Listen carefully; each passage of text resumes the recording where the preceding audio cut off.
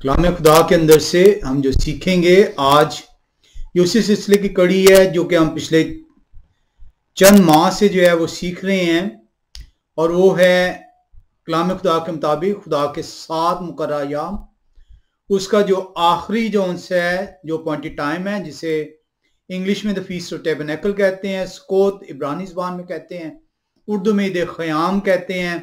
उसका 8वां दिन और 8वें दिन के अंदर वो जो मुख्तलिफ वाक़यात जो उनसे हैं होने हैं, जिसके अंदर आखिरी अदालत का भी जिक्र है, उसको हम सीख रहे हैं। हम जो उनसे दूसरी क़यामत को जो है वो देख रहे हैं, सेकंड रेजरेक्शन को। और सेकंड रेजरेक्शन अमूमी तौर पे यह ख्याल किया जाता है, अमूमी तौर पे मैं कह रहा हूं कि आम तौर पे यह ख्याल है कि दूसरी जो क़यामत है ये उन लोगों के लिए है जो कि मुखालफे मसीह हैं। आज हम जो सीखेंगे रेजरेक्शन टू जजमेंट, यानी ऐसी रेजरेक्शन, ऐसी क़यामत जिसके अंदर जो उनसे अमूमी तौर पर जो मुखालफ मसीह है या जिन्होंने मसीह को कबूल नहीं किया किसी भी वजह से, उनकी अदालत का जिक्र मौजूद है।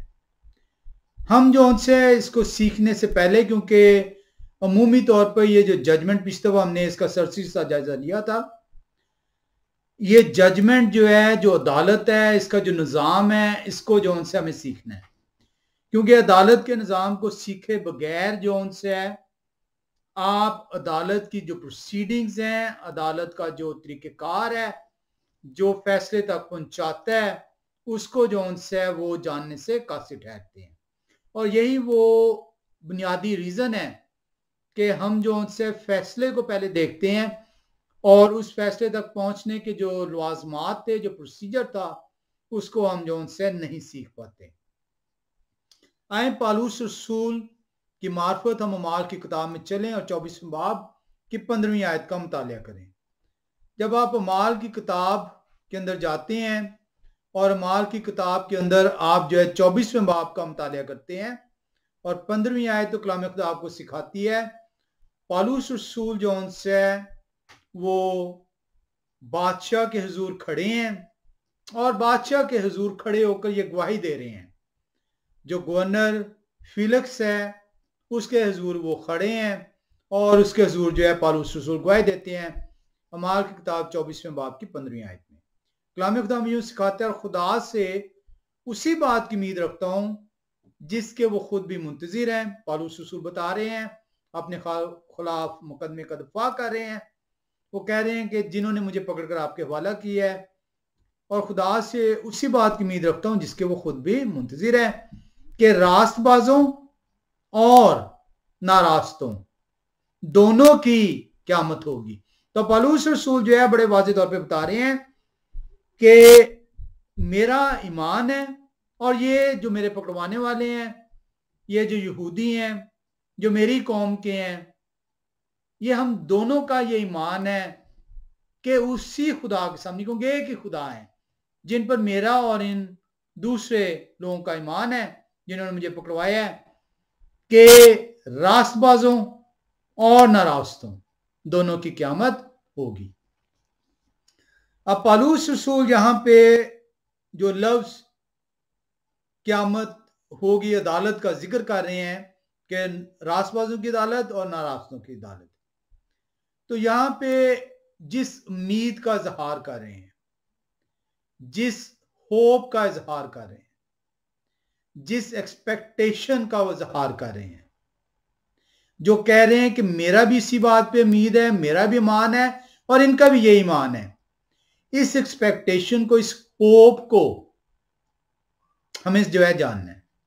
क्योंकि इस होप को अगर हम जान पाएंगे तो हमें उस प्रोसेस को जो है सीखने को मौका मिलेगा कि क्या होप जो सी है वो सिर्फ रास्तबाजों के लिए है या ये होप ना रास्तों के लिए भी है। क्योंकि अक्सर लोग जो उनसे हैं वो इस गलत फहमी का शिकार हैं कि उम्मीद सिर्फ और सिर्फ रास्तबाजों के लिए है, और जो नाराज थे वो किसी भी वजह से, चाहे उन तक खुदा का कलाम नहीं पहुंचा, चाहे उन तक जो उनसे खुदा के कलाम को सही तरीके से नहीं पहुंचाया गया, नाराज जो उनसे सिर्फ वो नहीं जिसने खुदा के कलाम को सुनकर उसे अपने अंदर जगह नहीं दी और उसके मुताबिक अमल नहीं किया और खुदा का मुनकर ठहरा। नाराज वो भी है जिस तक रास्तबाजी का लिबास पहुंचाया नहीं गया, जिस तक रास्तबाजी के लिबास को तोड़ मरोड़ कर पहुंचाया गया और वो उस तालीम के मुताबिक जो उस तक पहुंची, उस तालीम को जानते हुए, सीखते हुए, समझते हुए, इस उम्मीद के साथ कि मैं खुदा ही की इबादत कर रहा हूं, खुदा ही की बंदगी में शामिल ठहरा हुआ हूं, मेरी जिंदगी खुदा के हुक्मों के ताबे है, वो मौत के मुंह में चला गया। इस उम्मीद को हमें जानना होगा, हमें यह देखना होगा कि क्या कलाम खुदा रास्तबाजों की उम्मीद का तो कलाम खुदा के अंदर बहुत ज्यादा जिक्र है, बहुत ज्यादा बयान है, और इसी उम्मीद के भरोसे पे रास्तबाज खुदा के हुक्मों के ताबे है। लेकिन क्या नारास्तों के लिए, जैसे कि मैंने अभी थोड़ी देर पहले बताया कि नारास्त सिर्फ वो नहीं जो कि मुनकर है, नारास्त वो भी है जिस तक खुदा का कलाम नहीं पहुंच पाया और उसने या गलत तरीके से पहुंचा और उसने उसके मुताबिक अपनी जिंदगी बसर की। यहां पे जो पौलुस रसूल ने जो लफ्ज जो यूनानी मतन के अंदर जो आया है, उम्मीद, एक्सपेक्टेशन, होप, वो यूनानी जुबान का लफ्ज एल्पीस, जिसकी स्ट्रॉन्ग कंकॉर्डेंस G1680 है। इसको हमें देखना है और ये आज शायद आपके लिए एक नई जौन सी है वो राह खोले कि उन लोगों का क्या अंजाम होगा, कैसे उनकी अदालत होगी जिन लोगों तक खुदा का कलाम या तो पहुंच नहीं पाया या जिन लोगों तक खुदा के कलाम को गलत पहुंचाया गया। जैसे कि मैंने जिक्र किया, इस होप को, इस उम्मीद को, इस एक्सपेक्टेशन को जो पौलुस रसूल बयान कर रहे हैं कि मेरा भी वो ईमान है जो इनका, जो इन्होंने मुझे पकड़वाया है, फेलिक्स गवर्नर के सामने वो खड़े हैं, वो कहते हैं दोनों रास्तों और नारास्तों दोनों की क़यामत होगी। एल्पीस लफ्ज यूनानी ज़बान के अंदर इस्तेमाल हुआ है और एल्पीस को जब आप यूनानी डिक्शनरी के अंदर देखते हैं, स्ट्रॉन्ग कंकॉर्डेंस को, तो वहां पे उम्मीद, वहां पे ईमान, वहां पे होप है। और इसको जब आप जो उनसे मजीद जो है डिक्शनरीज के मैं नाम आपको बताता हूं, अगर आप उंगर्स बाइबल डिक्शनरी के अंदर जाएं, एल्पीस को देखें, तो यहां पे उम्मीद जो बयान की गई है, एल्पीस जो बयान किया गया है, ये वो लम्हा है, ये वो मोमेंट है जब आपको हमेशा की जिंदगी की नवीद बताई जाएगी। तो पौलुस रसूल कह रहे हैं कि मेरा भी और इनका भी ये ईमान है कि वही खुदा रास्तों और नारास्तों दोनों की अदालत करेंगे। अमाल की किताब 24वां बाब 15वीं आयत। और खुदा से उसी बात की उम्मीद, एक्सपेक्टेशन, होप, यूनानी ज़बान के अंदर एल्पीस है लफ्ज, जिसकी स्ट्रॉन्ग कंकॉर्डेंस 1680 है। ये उम्मीद जौन सी है, यहाँ पे जो लफ्ज इस्तेमाल हुआ है, जब आप इसको डिफरेंट डिक्शनरीज के अंदर देखते हैं तो आपको ये पता चलता है ये उम्मीद से मुराद जौन सी है वो ये है हमेशा की जिंदगी की तरफ रजू करना। ये उस उम्मीद की बात कर रहे हैं पौलुस रसूल, जिसके वो खुद भी मुंतजिर हैं कि रास्तबाजों और नारास्तों दोनों की क़यामत होगी। इसी तरह the complete word study dictionary के अंदर जाएं तो एल्पीस को देखें तो वहां पे भी आपको जौन से फेवरेबल एक्सपेक्टेशन, फेवरेबल होप जौन सी है वो नजर आती है। अब पौलुस रसूल ये दावा कर रहे हैं खुदा की रूह की उस सातत से, उस हिकमत से जो मसाया की मार्फत उन्हें पहुंची है, वो कह रहे हैं कि उम्मीद ना सिर्फ रास्तबाज के लिए है बल्कि नारास्त दोनों के लिए, क्योंकि दोनों की क़यामत होनी है और उन्हें इस बात की उम्मीद है।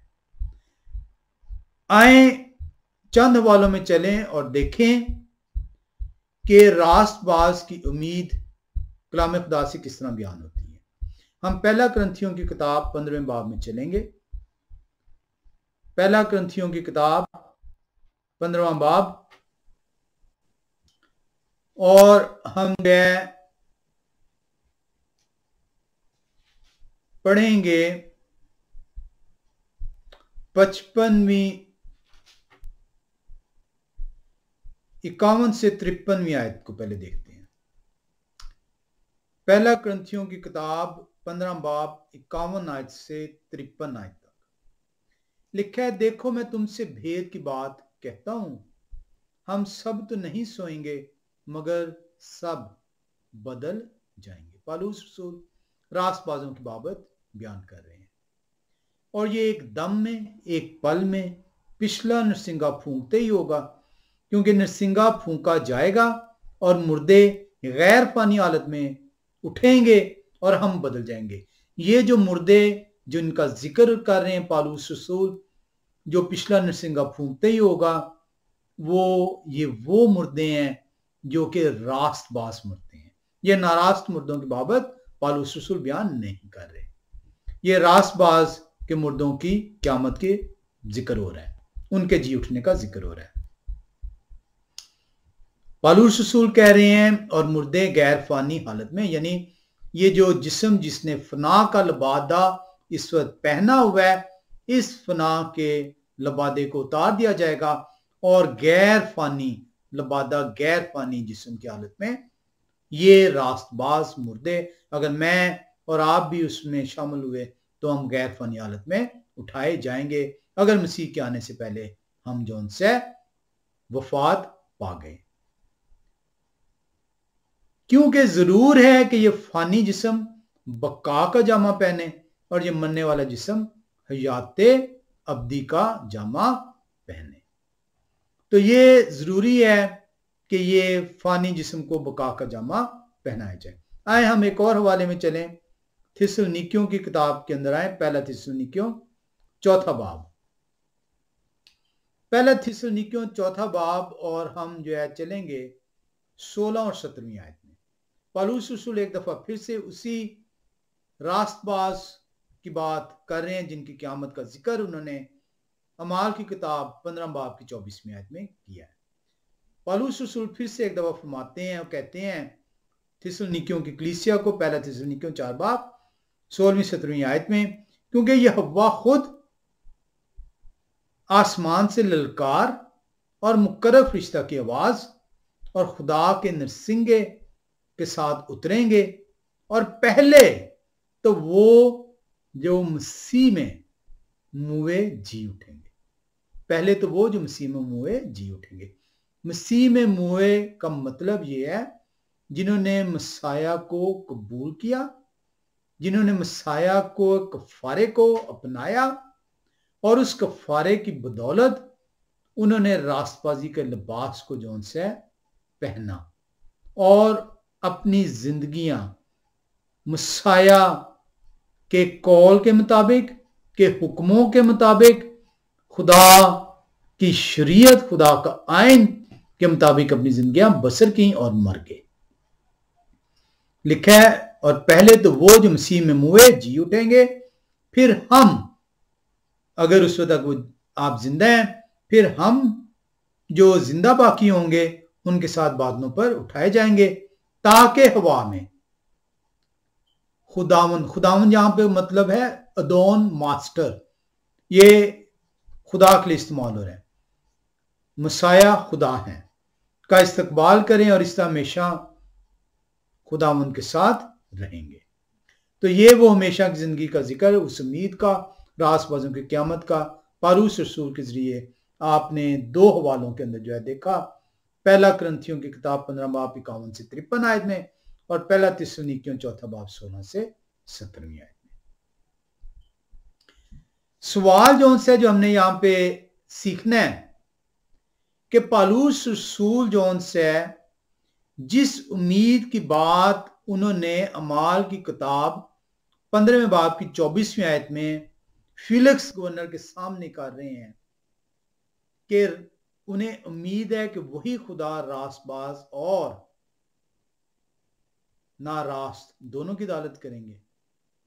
इस उम्मीद के लिए जो लफ्ज यूनानी ज़बान इस्तेमाल हुआ है पीस है 1680 उसकी कंकॉर्डेंस है, और उसका मतलब है हमेशा की जिंदगी की तरफ जाना।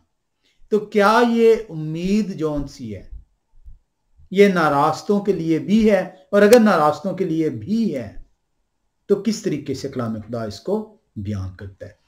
क्योंकि अमूमी तौर पर आज तक मसीहत के अंदर ये तालीम दी गई है कि अगर आपने मसाया के कफारे को कबूल नहीं किया तो आप जो उनसे खुदा की बादशाहत के वारिस नहीं ठहराए जाएंगे।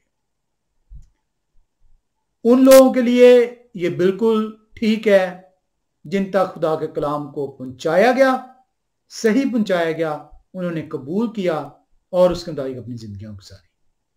लेकिन उन लोगों के लिए किस तरह यह मुमकिन ठहरेगा इस कफारे को कबूल करना अगर उन्होंने सुना ही ना हो, अगर उन तक ये पहुंचाया ना गया हो, या उनको जो उनसे इस कफारे से आगाही ही नहीं दी गई हो किसी भी वजह से।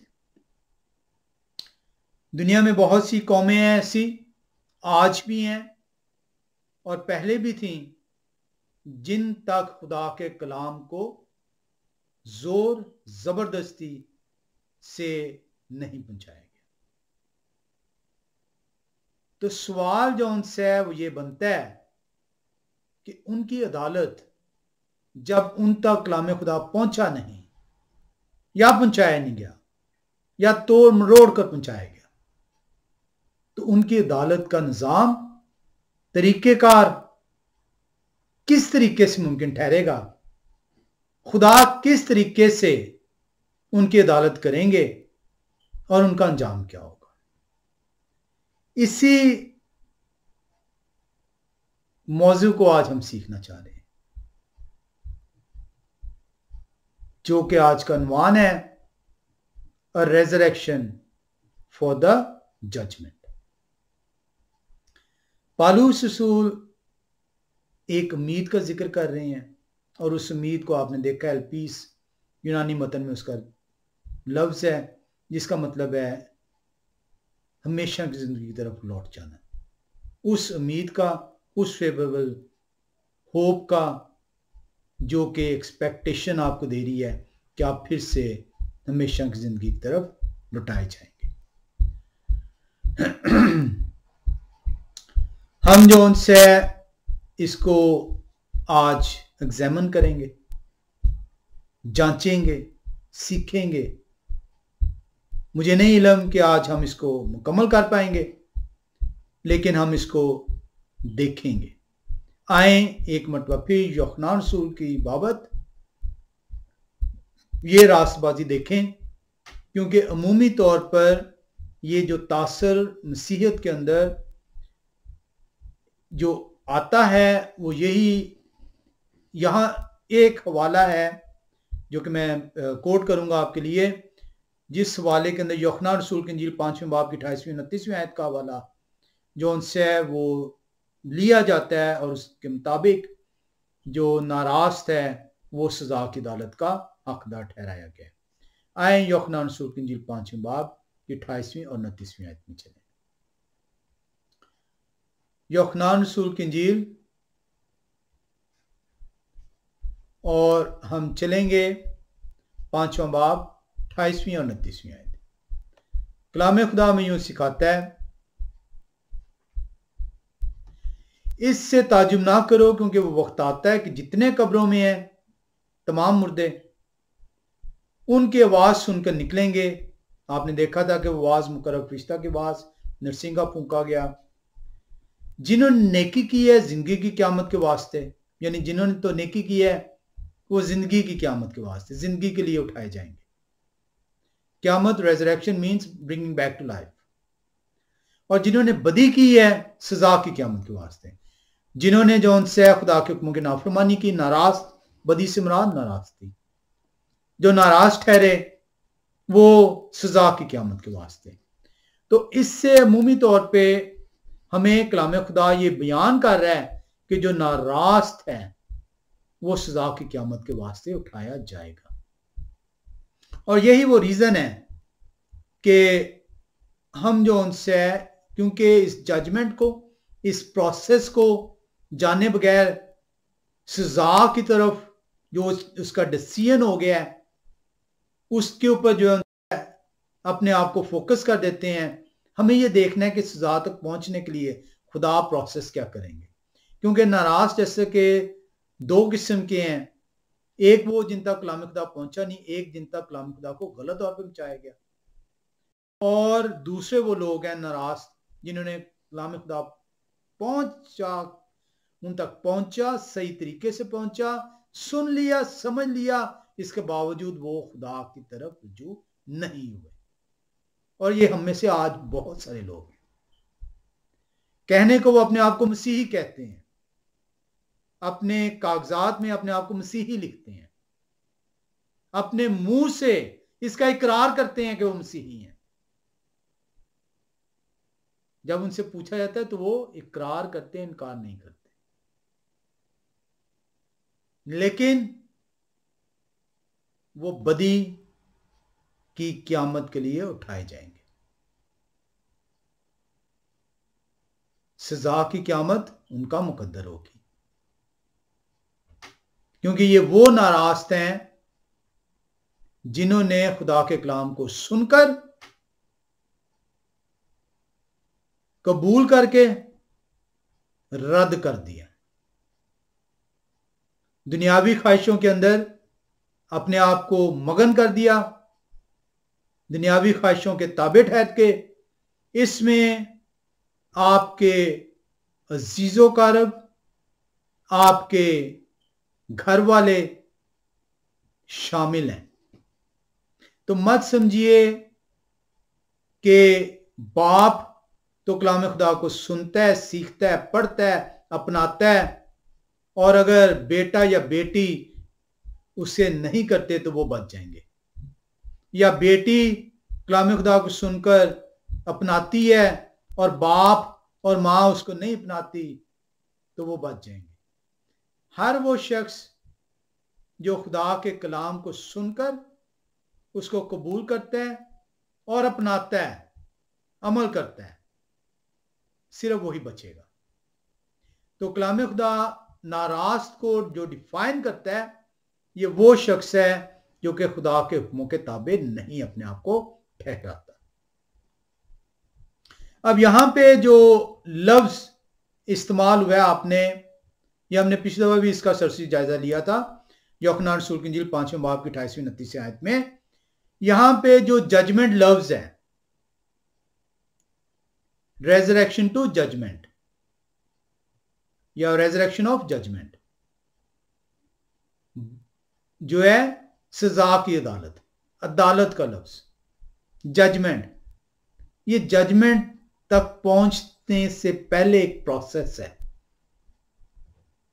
खुदा इन्वेस्टिगेट करेंगे। आज भी दुनिया में कोई भी जज आपको जो फैसला देता है, या आप खुद किसी को जज करते हैं, तो आप पहले फैसला देने से पहले, चाहे आप जल्दबाजी में फैसला दें, आप जरूर जो उनसे अपने दिमाग के अंदर उन वाकयात की तरतीब देते हैं और फिर आपके मुंह से फैसला सादर ठहरता है। तो अगर आप जो उनसे नाइंसाफी नहीं करते और इस प्रोसेस को इस्तेमाल करते हैं, चाहे गलत फैसला दे रहे हैं, चाहे जानबूझ के गलत फैसला दे रहे हैं, लेकिन जब आप खुद जो है प्रोसेस को इस्तेमाल करते हैं तो खुदा जो उनसे प्रोसेस को इस्तेमाल किए बगैर नारास्तों की जो अदालत उन्होंने करनी है उसका फैसला कैसे दे देंगे। इसी फैसले को हमने सीखना है और इसी जजमेंट को हमने जानना है। और इस जजमेंट का जो इंग्लिश में वर्ड आया है जजमेंट, या आप जो उनसे अदालत उर्दू में लफ्ज आया है, इसको जो इब्रानी ज़बान यूनानी ज़बान का लफ्ज है ये 29-20 की स्ट्रॉन्ग कंकॉर्डेंस है और वो क्रीसिस यूनानी ज़बान का लफ्ज है। और क्रीसिस को जब आप डिक्शनरी के अंदर देखते हैं तो डिक्शनरी के अंदर क्रीसिस जो है यूनानी ज़बान का लफ्ज जिसका इंग्लिश में तर्जमा जजमेंट किया गया, उर्दू में अदालत किया गया, इसका मतलब है the process of investigation, the act of distinguishing and separating. आप एक प्रोसेस है, उस प्रोसेस से उन वाकयात को छान रहे हैं ताकि आप फैसले तक पहुंच पाए, ताकि आप जो फैसला सादर करें वो हक पर मबनी हो। इसीलिए जब आप यूहन्ना रसूल की इंजील 5वें बाब की 28वीं और 29वीं आयत पढ़ते हैं तो वहां पे वाज़ेह तौर पे बयान है कि वो लोग जिन्होंने बदी की है, नाराज़गी की है, खुदा के हुक्मों की नाफरमानी की है, जानते बूझते हुए, वो जो है ट्रायल से गुजारे जाएंगे, इन्वेस्टिगेट होंगे, प्रोसेस ऑफ इन्वेस्टिगेशन होगा before a decision is been made whether in favour of और अगेंस्ट। आए इस प्रोसेस को आज देखें, आए आज देखें नारास्तों की अदालत और कलाम खुदा के अंदर से देखें कि खुदा ने कलाम खुदा हमें सिखाता है कि कुछ कौमों ने जब नाराज़गी उनकी हदों को छू गई तो खुदा ने उनको किस तरह सजा दी, कैसे उनकी अदालत की, और क्या उस नाराज़गी के सबब से उन नाराज़बाजों के अदालत जब हुई क्या वो अदालत दायमी है या उनकी अदालत दायमी नहीं ठहरी थी। आए आज हम 3 बहनों की कहानी को कलाम खुदा से सीखेंगे और ये 3 बहनों की कहानी जो उनसी है ये शायद आज तक आपने सुनी तो होगी लेकिन उसको समझा नहीं होगा। आपके होंठों से ये 3 बहनों की कहानी अदा तो हुई होगी लेकिन आप उसकी समझ नहीं हासिल कर पाए होंगे। ये 3 बहनें सदोम, अमोरा और यहूदा है। 3 बहनों की कहानी आज कलाम खुदा से हम सीखेंगे। सदोम अमूमी तौर पे गमोरा उर्दू में आप लफ्ज पढ़ते हैं, इब्रानी ज़बान में ये लफ्ज अमोरा है, लेकिन यूनानी ज़बान में जब इसको जो है तर्जमा किया गया तो अमोरा की जगह जो इब्रानी ज़बान का लफ्ज है इसको गमोरा कहा गया। इसी तरह सदोम जो है इब्रानी ज़बान का लफ्ज है, उर्दू में तो सदोम ही है लेकिन यूनानी ज़बान में सदोमा आ जाता है, इंग्लिश में सिडोम आ जाता है, लेकिन इब्रानी ज़बान में लफ्ज़ सदोम है। और इसी तरह इसकी जो सदूम और अमोरा एक सिटीज़ हैं, इसको अमोरा को गमोरा भी कहा जाता है। हम जो उनसे इसको देखते हैं कि इनकी अदालत कैसी हुई, पैदाइश की किताब में हम चलेंगे 13वें बाब की 13वीं आयत में। पैदाइश की किताब 13 बाब और उसकी 13वीं आयत में जब आप देखें तो यहाँ पे कलाम खुदा बयान कर रहा है और सदोम के लोग यहोवा की नज़र में नहायत बदकार और गुनहगार थे। तो ये नारास्तों की अदालत होने लगी है। कौन से नारास्त? सदोम के लोग। सदोम शहर है, सदोम और अमोरा। अमोरा फिर से मैं कह रहा हूं, अमोरा शायद आपके लिए नया लफ्ज हो। इब्रानी ज़बान में एक्चुअल लफ्ज ये अमोरा है, लेकिन यूनानी ज़बान में क्योंकि गमोरा लफ्ज है और उसी का तर्जमा उर्दू में गमोरा किया गया, इसलिए आपके नज़दीक सदोम और गमोरा जौन से हैं वो आपके कानों को ज़्यादा जो है वो काबिल फहम आपको लगते हैं। अब कलाम खुदा के अंदर आपको नजर आ रहा है, लिखा हुआ है, और सदोम के लोग यहोवा की नजर में नहायत नहायत बदकार और गुनहगार थे। सिर्फ बदकार और गुनहगार नहीं है, नहायत यानी हदों को छू गई है। इस हद तक जौन से उनकी बदकारी, उनकी गुनहगारी हो चुकी है कि खुदा को अदालत के जरिए उनका फैसला करना है। तो अदालत एक दफा पहले, एक दफा अभी नहीं हो रही, आखिरी दफा, ये आखिरी अदालत होनी है। पहले भी खुदा की तरफ से अदालतें होती रही हैं। आए देखें कि उनका कसूर क्या है, जो लिखा है कि नहायत गुनहगार और बदकार है। हम जो है इसको यहूदा की किताब में चलेंगे। यहूदा की किताब, और हम देखेंगे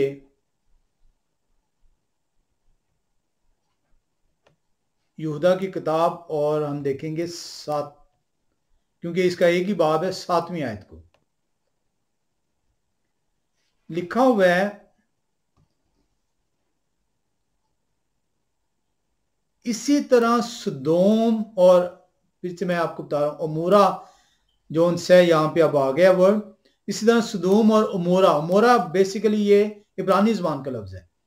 इसी तरह सदोम और अमोरा और उनके आसपास के शहर जो उनकी तरह रामकारी में पड़ गए। गुनाह क्या था? रामकारी, और गैर जिस्म की तरफ रागब हुए, हमेशा की आग की सजा में गिरफ्तार होकर जाए इबरत ठहरे। तो सदोम और अमोरा और उसके आसपास के जो शहर थे, उनका गुनाह क्या था? Sexual immorality, homosexuals. और आज सो कॉल्ड कलीसियाएं, सो कॉल्ड खुदा के घर, चर्चेस, वो जो होमोसेक्सुअल लोग हैं उनको जो उनसे शैतानी दबाव की वजह से लीगल करार दे रहे हैं, बजाय इसके कि उन्हें बताते कि खुदा की अदालत होमोसेक्सुअल्स के ऊपर एक दफा हो चुकी हुई है और तुम अपनी इस नहायत बदकारी से बाज आ जाओ।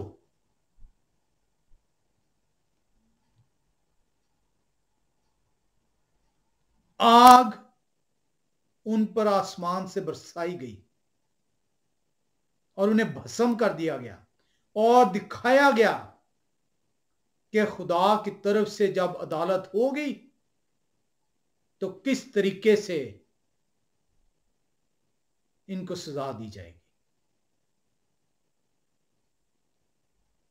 और आज आपको सॉफ्ट कॉर्नर्स ह्यूमन राइट्स का देते हुए कि इसका ये राइट है, इसकी ये मर्जी है, खुदा ने ये जिस्म दिया है और इस जिस्म के तकाजे खुदा की तरफ से मुकर्रर है। हर वो शख्स जो होमोसेक्सुअलिटी में मुलव्वस है उसको सपोर्ट करते हैं, उसको तकवीयत देते हैं, वो खुदा के गजब का शिकार ठहराया गया है और उसकी बदी को नहायत बदकार से ताबीर किया गया। आए देखें कि खुदाए कदूस किस कदर खफा हैं इन होमोसेक्सुअल लोगों से जो सदूम, अमोरा और उसके गिरदोनवा में है। पैदाइश की किताब में एक दफा फिर से चलेंगे। पैदाइश की किताब 18वां बाब, और हम जो आयत देखेंगे वो 32वीं आयत है।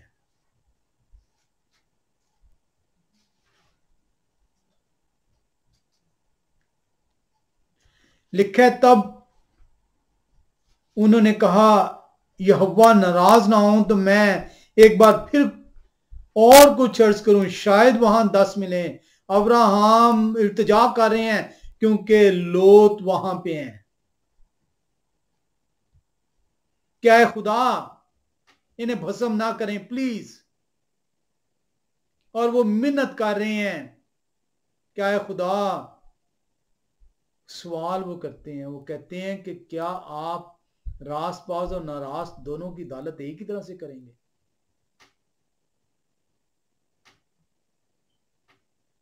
पचास से शुरू होते हैं अब्राहम कि अगर 50 रासबाज हुए तो क्या आप उन 50 की खातिर उस शहर को नहीं छोड़ सकते?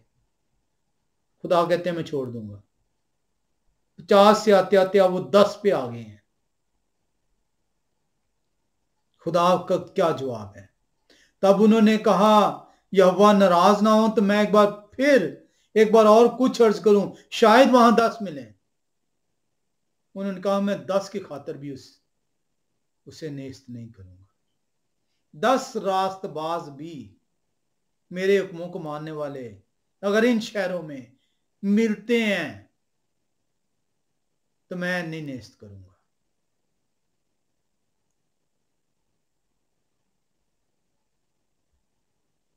ये है वो बदी की इंतहा जिसके बायस सदोम और अमोरा की अदालत हुई। अब आप जो उनसे ये सोच रहे होंगे कि ये तो इन्होंने बदी की और इनकी अदालत जो है खुदा की तरफ से ठहराई गई और इन्हें भस्म कर दिया गया, तो क्या सिर्फ इन्हीं की अदालत हुई? क्या सिर्फ इन्हीं को जो उनसे खुदा के गजब का निशाना बनना पड़ा? हैरानी की बात मैंने आपसे कहा था कि 3 बहनों की आज कहानी हम कलाम खुदा से सीखेंगे, और ये 3 बहनें जो उनसी हैं सदोम है और अमूमी तौर पे सामरिया कहा जाता है। सामरिया जो है ये यूनानी ज़बान से आया है, लेकिन इब्रानी ज़बान में ये शोमेरोन है लफ्ज़। उर्दू में ये सामरिया लफ्ज़ क्योंकि हमारे ज़बानों पर सामरिया है तो इसलिए हम इंग्लिश से समारिया से ले लेते हैं इसको। समारिया से सामरिया हो गया और हम समझते हैं शायद ये सामरिया ही लफ्ज़ है, लेकिन ये शोमेरोन। 3 बहनें हैं, सदोम है, सदोम और मोरा और उसके गिरदोनवा के शहर। उसके बाद शोमेरोन है जिसे आप सामरिया जो आपके कानों को जो है वो बताया गया है, और तीसरी बहन है यहूदा। शायद मैं पहले जो है सदोम और मोरा कह गया था। सदोम और मोरा और उसके गिरदोनवा के इलाके, ये एक बहन है। उसके बाद शोमेरोन जिसे सामरिया कहा जाता है, हमने सामरिया सीखा उसे, और तीसरी यहूदा है बहन। अब आप ये शायद समझते हैं कि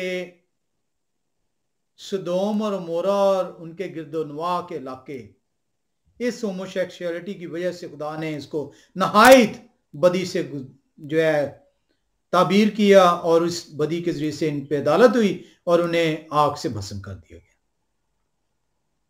क्या जो उनसे इनसे ज्यादा किसी और ने बदी की? शायद आप हैरान रह जाएं। कलाम खुदा कहता है खुदा की पसंदीदा कौम बनी इस्राइल इनसे ज्यादा बदकार ठहराई गई। सदोम और मोरा और उसके गिरदनवा के शहर, 5 शहर हैं इसके गिरदनवा में। शमिरौन जिसे सामरिया कहा जाता है, और यहूदा बनी इस्राइल। इन तीनों बहनों में सबसे ज्यादा जिसने खुदा की नजर में बदी की, जिसकी कलाम खुदा गवाही देता है, वो यहूदा है। आए हम जो उनसे यह हिस्कियल की किताब में चलें और 16वें बाब के अंदर 8वीं आयत का मुतालिया करें। यह हिस्कियल की किताब 16 बाब और 8वीं आयत। लिखा है, फिर मैंने तेरी तरफ गुजर किया और तुझ पर नजर की। खुदाए कदूस यहूदा से मुखातिब हैं, इस्राइल से मुखातिब हैं, अपनी चुनी हुई कौम से मुखातिब हैं। वो कहते हैं, फिर मैंने तेरी तरफ गुजर किया और तुझ पर नजर की, और क्या देखता हूं कि तू इश्क अंगेज उम्र को पहुंच गई है। बस मैंने अपना दामन तुझ पर फैलाया और तेरी बरहंगी को छिपाया और कसम खाकर तुझ से अहद बांधा। यहोवा खुदा फरमाते हैं, और तू मेरी हो गई। खुदा ने एक दुल्हन को अपने लिए चुन लिया।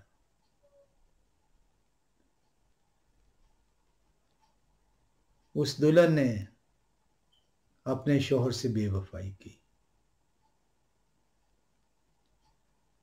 इमेजिन करें,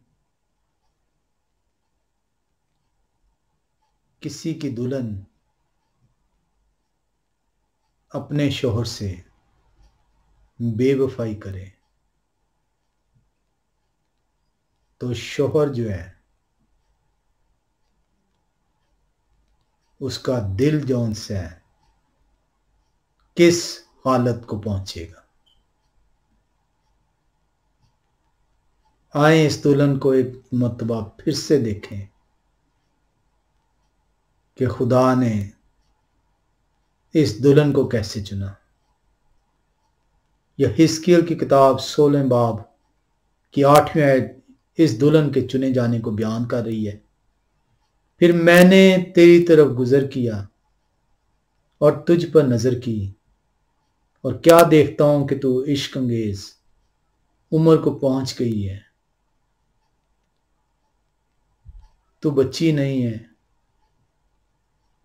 तू नाउम्र नहीं है कि तू समझ ना पाए, कि तू जान ना पाए, कि तुझे समझ ना आए कि मैं क्या कह रहा हूं, कि तुझे मेरे आइन, मेरी शरीयत की समझ ना आ सके। खुदाए कदूस कह रहे हैं, और तुझ पर नजर की और क्या देखता हूं कि तू इश्क अंगेज उम्र को पहुंच गई है। मैंने तुझे उस वक्त चुना है जब तू समझ की उस हालत में है कि तू मेरे साथ बेवफाई ना करेगी। बस मैंने अपना दामन तुझ पर फैलाया, मैंने तुझे अपने बाजुओं में ले लिया। इस तरह ले लिया कि तेरी हिफाजत अब मेरे जिम्मे ठहरी। धूप की गर्मी, आफात, सबसे मैंने तेरे लिए लड़ाई मोल ली। तुझे अपने दामन में छुपाया।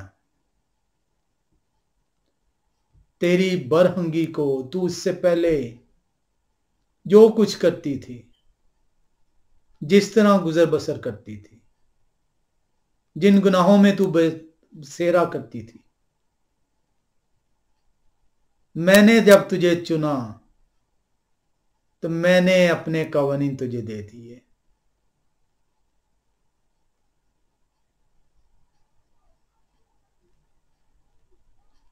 मैंने कलाम तेरे तक दे दिया। उस कलाम के जरिए से तेरे बरहंगी को मैंने छुपा दिया और कसम खाकर तुझसे अहद बांधा। मैंने तुझसे अहद किया कि मैं हमेशा तक तेरा वफादार रहूंगा, तू बेवफाई ना करना। और तू मेरी हो गई। यही अहद आप बांधते हैं ना जब आप अपनी दुल्हन को लेने जाते हैं। खुदा भी अपनी दुल्हन को लेने आए, दुल्हन ने बेवफाई की।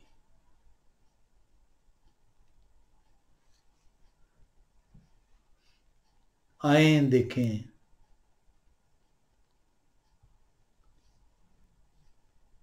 दुल्हन कैसे बेवफाई करती है। यहेजकेल नबी की किताब 16वें बाब की 17 से 21वीं आयत में हम आएंगे। और तूने अपने सोने चांदी के नफीस जेवरों से जो मैंने तुझे दिए थे अपने लिए मर्दों की मूर्तें बनाई और उनसे बदकारी की। अपने लिए मर्दों की मूर्तें बनाई और उनसे बदकारी की और अपनी जरदोज पोशाकों से उनको मुलब्बस किया और मेरा इतर और बखूर उनके सामने रखा और मेरा खाना जो मैंने तुझे दिया, यानी मैदा और चिकनाई और शहद जो मैंने तुझे खिलाया था, तूने उनके सामने खुशबू के लिए रखा। यहोवा खुदा फरमाते हैं कि यूं ही हुआ। और तूने अपने बेटों और अपनी बेटियों, सिर्फ तूने नहीं, और तू तो इस हद तक गिर गई कि अपने बेटे और बेटियों को भी जो है मुझसे जुदा कर दिया। और वो मेरे बेटे और बेटियां थी। अंदाजा करें कि किसी की बीवी तो बेवफा हो जाए लेकिन बेटे और बेटियां भी उसे छोड़ दें तो जीते जी मार दिया गया। एक इंसान जीते जी मर जाएगा।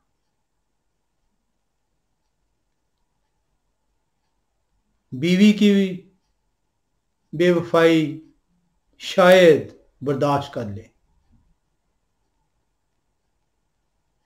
शायद अपने बच्चों की खातिर बेवफाई बर्दाश्त कर ले, क्योंकि वो उसके जिस्म का हिस्सा है, उसके जिस्म का अज़ा है। इसने तो यहां तक बेवफाई की कि औलाद को भी, बेटे और बेटियों तक को खुदा से दूर कर दिया। लिखा है, और तूने अपने बेटों और अपनी बेटियों को जिनको तूने मेरे लिए जन्म दिया लेकर उनके आगे कुर्बान किया ताकि उनको खा जाएं। क्या तेरी बदकारी कोई छोटी बात थी? क्या तेरी बदकारी कोई छोटी बात थी?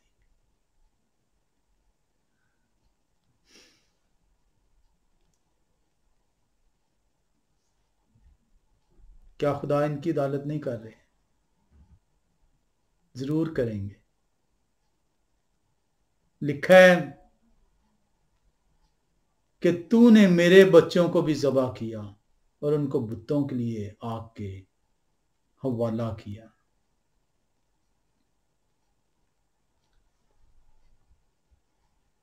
ये है वो बदकारी जो खुदा की दुल्हन ने, खुदा की चुनी हुई कौम ने, जिसको खुदा ने चुनना अपने दामन में छुपा लिया, अपनी बाहों में छुपा के अपना सब कुछ बरकतों से उसे माला माल कर दिया। उस दुल्हन ने ना सिर्फ खुद बेवफाई की, उस मालो दौलत को गैरों पे लुटाया, बल्कि अपने बच्चों तक को उस खुदा से दूर कर दिया। खुदा सवाल पूछ रहे हैं, क्या तेरी बदकारी कोई छोटी बात है? बता मुझे, क्या तेरी अदालत ना हो? अब तेरे सामने सदोम और अमोरा की अदालत हुई, तेरी अदालत ना करूं? अब कैसे ना करूं? क्या मैं इंसाफ का खुदा नहीं?